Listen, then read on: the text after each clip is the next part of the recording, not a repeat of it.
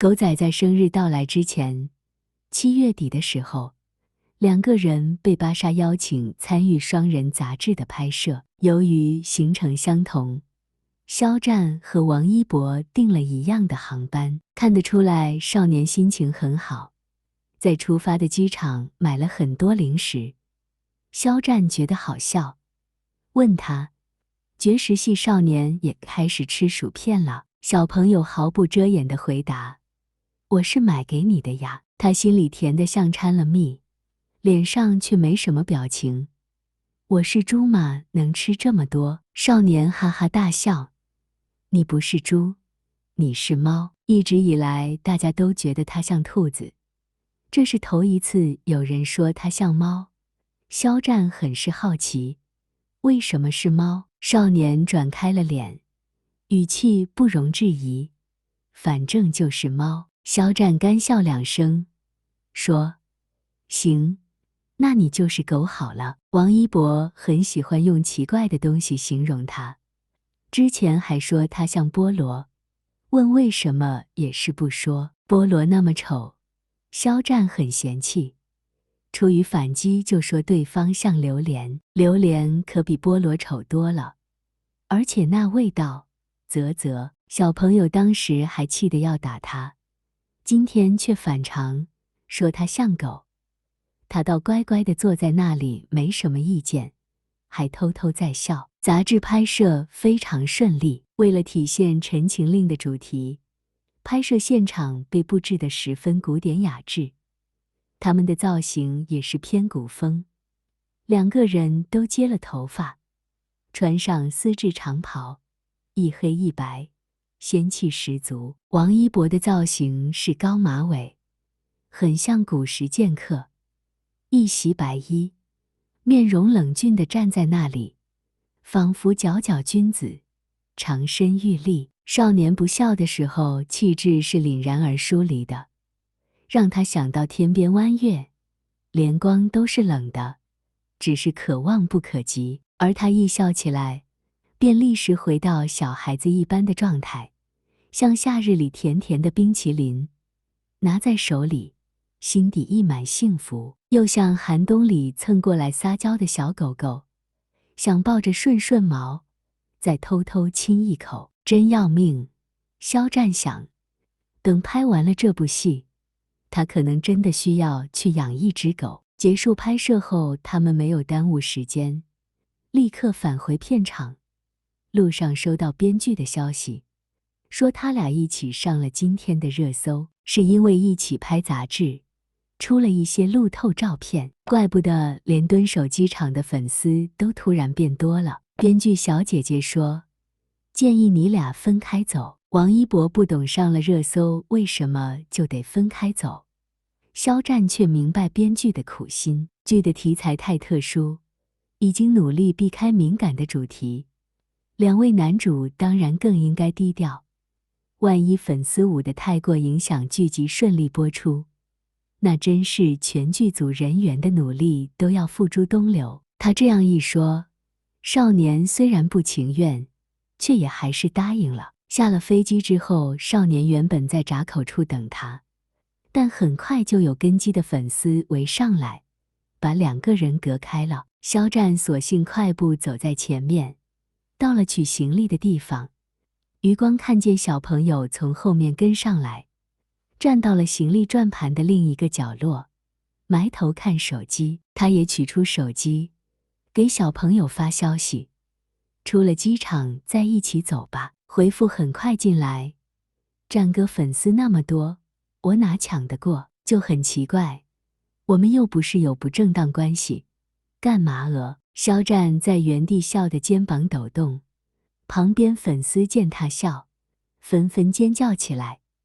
他赶紧收了笑容，取出自己的行李，往机场外走去。后来是在机场高速的入口处才得以会合，两人各自上了自己的车，一同返回片场。车上又收到少年发来的奇怪问题，如果你可以拥有一种超能力，你想要什么？他还在思考，少年已经发来自己的答案，我希望自己可以瞬移，或者说，可以有一扇任意门。为什么呢？他问。这样就可以去任何想去的地方了，可以随时见到想见的人，又不用被别人知道。还真是个小孩子啊，他笑着回复道。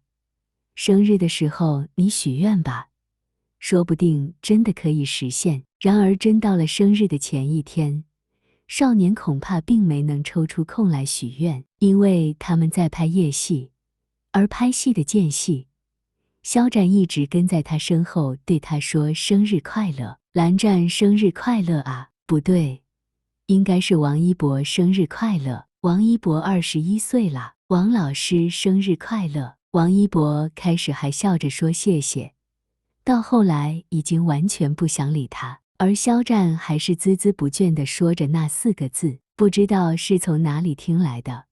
生日那天到来前，如果能对寿星说满99句生日快乐，那么这个人啊，就能健康快乐地活到99岁。他当然不会把这种事情告诉王一博，否则肯定会被小朋友笑死。只是自己默默在心里记着数。然而说的太多，到最后自己也记不清楚了，索性一直说，反正活到100多岁也不是什么坏事。小朋友被他吵到忍无可忍，又开始跟他打架。你都说一晚上了，有毒吧你？肖战只手不公，笑着解释，我把以后的都提前说了呀。有病啊，干嘛要提前说？他抓住对方打过来的手臂，微笑道，因为以后的生日我可能没有机会当面对你说了啊。少年蓦然停下了手里的动作，怔怔看着他，他心里莫名涌起一阵难过，却还是笑着。没关系的老王，以后会有别人对你说，相信我，每年都会有越来越多的人给你祝福。小朋友没搭话，默默坐了回去，拿着手机刷来刷去，那样子完全不想再理他。他余光看见有蚂蚱一样的东西从旁边草丛里蹦了出来，很快地爬到了椅子下面。他心中一动，顷刻间已经把那虫子捉在手心，笑嘻嘻地捧给少年。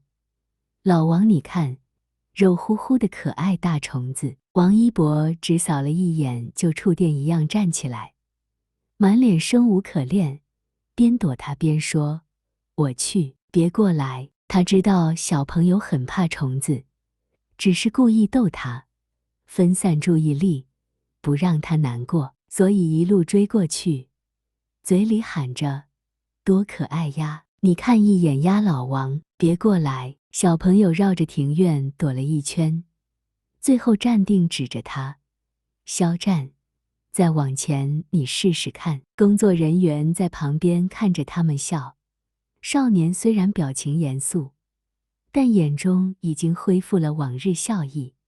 他这才吐了吐舌头，将虫子放回到草丛里。算了算了，韩光君不喜欢你，你去别处玩吧。快到0点的时候，他们刚好没有在拍戏。虽然少年在旁边一脸嫌弃，肖战还是坚持让助理提醒自己时间。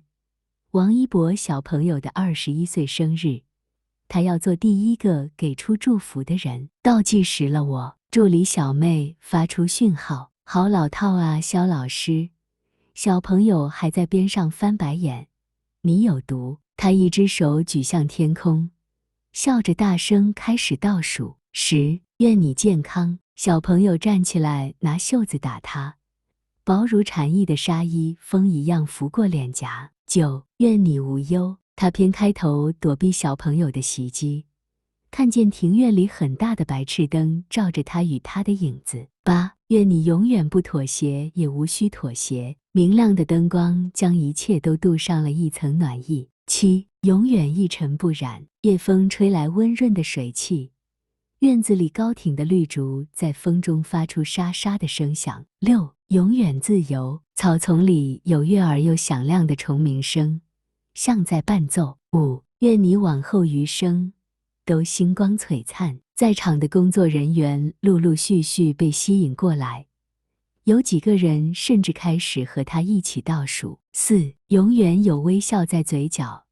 有希望在眼眸。小朋友终于停止对他的攻击，脸颊红红的站在那里，笑着看他。3. 愿你得到这个世界最大的善意和最多的温柔。他眼中仿佛闪烁着星光一样，整个人都光彩明亮。2. 愿永远有人握紧你的手。大家举起双手，准备鼓掌欢呼。1. 王一博生日快乐！生日快乐，我最最亲爱的小朋友。9、8、7、6、5、4、3、2、1，王一博生日快乐！